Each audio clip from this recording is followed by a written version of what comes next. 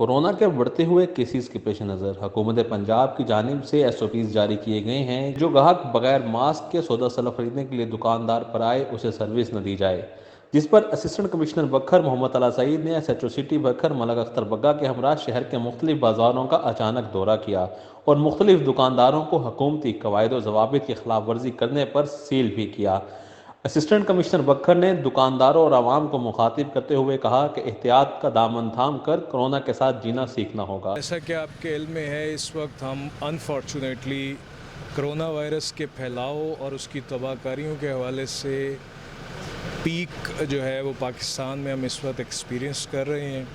Government نے اس پہ بالکل زیرو ٹالرنس کی ڈائریکشنز ہمیں پاس آن کی ہیں۔